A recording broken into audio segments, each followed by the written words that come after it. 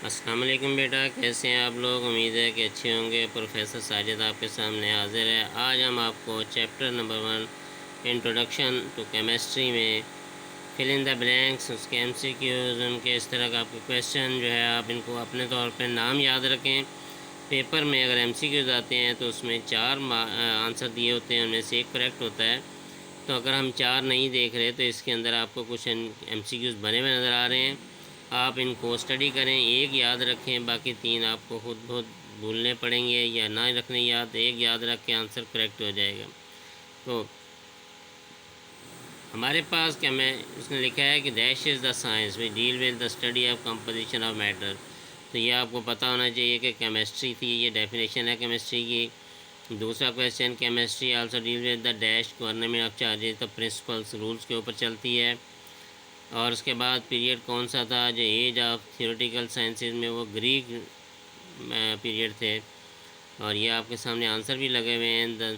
They thought that all matter were dead from 4 elements, earth, air, fire and water. ये 4 आपको नाम याद रखने। According to them earth was dry and cold, यानी कि जब उन्होंने देखा कि ज़मीन जो थी वो थी। And fire was hot and dry, air was cold wet and hot, and water was cold hot and wet. ये चीज़ें एमसीक्यूज में आती हैं तो इनको आपको याद रखना था। मुस्लिम पीरियड फ्राम 600 टू 1600 एडी है। और अल्केमिस्ट जो है ये हमारे साइंटिस्ट थे जो शुरू से हमारे पास रहे। अल्केमिस्ट ने एसिड, अल्कोहल और मेडिसिन तैयार किया था। उसके बाद आ गया मुस्लिम साइंटिस्ट में कौन कौन से हैं। उनमें जाबर बिन हयान, ये फादर ऑफ अल्केमी कहलाते हैं। जाबर ने मेटेलिक एक्सेप्ट ऑफ सल्फ़र और मरकरी के ऊपर एक्सेप्ट किया था।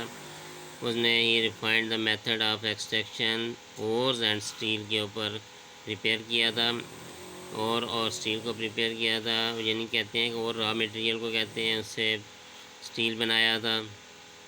और उसने एसिटिक एसिड भी बनाया था कंसंट्रेशन विनीगर से।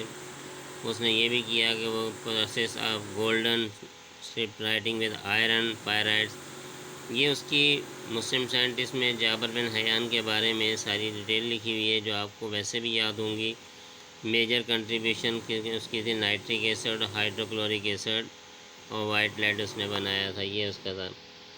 उसके बाद अगर आप देखें कि आपके पास मज़ीद जो है और मुख्तलिफ साइंटिस्ट के ऊपर है, यानी कि उसने एक्वारीजा यानी कि रॉयल वाटर डिज़ोल्व गोल्ड, यानी कि उसके अंदर गोल्ड को डिज़ोल्व किया था एक्वारीजा के तौर पे, वो तैयार किया था कैसे डिज़ोल्व करना होता है। अल्राजी ने ओपियम के ऊपर और एंथीसिया के ऊपर फर्स्ट यूज़ किया था।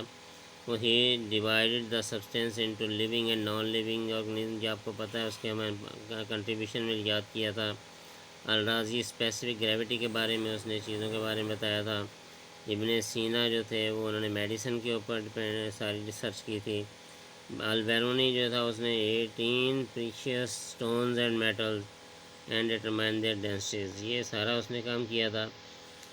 मॉडर्न पीरियड में रॉबर्ट बॉयल का नाम आपने पहले बहुत पढ़ा था, ये फादर ऑफ मॉडर्न केमिस्ट्री है। या क्या हमने ये डिस्कस किया था कि कार्बन डाइऑक्साइड गैस किसने में बनाई थी, जे ब्लैक ने। Oxygen, sulphur dioxide, hydrogen chloride J Priestley ने दरियाफ्त की थी। क्लोरीन डिस्कवर्ड शीले ने की थी। कैवेंडिश ने हाइड्रोजन को डिस्कवर किया था। लेवाइजर ने अपने 1/5 ऑफ एयर, उसने कहा था ऑक्सीजन हवा में मौजूद होती है। आयनिक थ्योरी जो थी आर्हेनियस थ्योरी कहलाती है। जॉन डाल्टन ने एटॉमिक थ्योरी पेश की थी। और बेज़ेलियस ने symbol of element formula chemical equation के ऊपर रिसर्च किया था। ये सारे आपके पीछे क्वेश्चन में दिए हुए आंसर। फैराडे जो थे उसने स्टडीज़ की थी इलेक्ट्रोलिसिस के ऊपर। मेंडलीव जो था अरेंज किया था उसने एलिमेंट को पीरियोडिक टेबल के अंदर। और मादाम क्यूरी जो थी उसने रेडियो एक्टिविटी के ऊपर रिसर्च किया था। और रिसर्च वक्त थॉमस रदरफोर्ड बोर जो थे इन्होंने एटम के ऊपर रिसर्च की थी और उनकी मैटर की प्रॉपर्टीज़ के ऊपर स्ट्रक्चर बनाया था। पॉलीविनाइल पीवीसी प्लास्टिक पाइप जो है वह क्लोरीन के कंपाउंड कहलाते हैं। उसके बाद आपने पढ़ा होगा कि फ़िज़िकल केमिस्ट्री क्या है। Physical branch of chemistry that deal with the laws. Organic chemistry क्या है, ब्रांच ऑफ केमिस्ट्री, ये सब डेफिनेशंस हैं। इनऑर्गेनिक केमिस्ट्री, एनालिटिकल केमिस्ट्री, ये डेफिनेशन के साथ आप लोग कहते हैं हमें बनाने नहीं आते एमसीक्यू, तो मैं आपको ये बने हुए प्रोवाइड कर रहा हूँ। Is the study of chemical, तो ये सारे आप जब अपने पास लिख लेंगे। बायोकेमिस्ट्री में क्या होता है, लिविंग नॉन लिविंग थिंग के ऊपर स्टडी है। इंडस्ट्रियल में आपको बताया था कि जिसमें हमारे पास हम कोई भी चीज़ इंडस्ट्रियल प्रिपरेशन करते हैं, जैसे पेपर, सोडा, फर्टिलाइज़र, मेडिसिन वगैरह। और न्यूक्लियर केमिस्ट्री जो थी, इसमें स्टडी में कंपाउंड और उसके रेडिएशन के ऊपर स्टडी कहला रही है। तो ये सारे जो हमारे पास हमने आपको ये बता दिए। अब आपको मैं मज़ीद और देने की तरफ जा रहा हूँ। आप इसको अपनी कॉपी पर ट्रांसफ़र करेंगे और इनको याद रखेंगे। क्या है, the study of attraction of chemical material, इसमें एनवायरमेंटल केमिस्ट्री कहलाती है। पर्सनल हाइजीन और यानी कि हैज़र्ड जो थे, उसके बाद एनवायरमेंटल केमिस्ट्री में ही आती है। स्टडी ऑफ पॉलीमराइजेशन, ये पॉलीमरिक केमिस्ट्री कहलाती है। साइंटिफिक मेथड में 4 या 5 स्टेप होते हैं, तो 4 स्टेप थे हमारे पास, अभी हमने थोड़ी पढ़ा था। जब हमारे पास कोई भी चीज़ ऑब्ज़र्व करके एक्सपेरिमेंटेशन कंप्लीट हो जाती है, इसको हम साइंटिफिक मेथड कहते हैं। कोई भी फिनोमेना ऐसा जिसमें हम अपनी 5 सेंसेस या साइंटिफिक अप्रोच इक्विपमेंट इस्तेमाल करते हैं, इसको ऑब्जर्वेशन कहते हैं।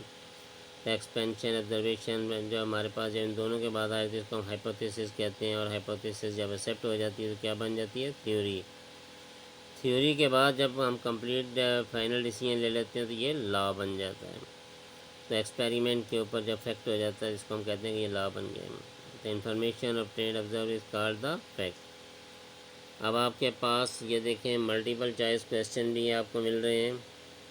तो मल्टीपल चॉइस क्वेश्चन आपको हम बाद में देंगे। फ़िलहाल आप इनको आप अपने तौर पे सारी स्टडी जारी रखें। फिल इन द ब्लैंक्स मैंने आपको बताया, इनका आप बाद में देखिएगा। सारे एक एक वर्ड याद रखें, सारे याद होने चाहिए बेसिक चीज़ें, ताकि आपको एमसीक्यूज़ में जो हमारे 19 मार्क्स होते हैं वो इजीली मिल जाए। साथ साथ चैप्टर के याद किया करें। और हम मेरी नसीहत के मुताबिक आप चैनल को सब्सक्राइब करना मत भूलें। प्रोफेसर साजिद को इजाज़त दें। फिल इन द ब्लैंक्स को याद रखें। अल्लाह हाफिज़।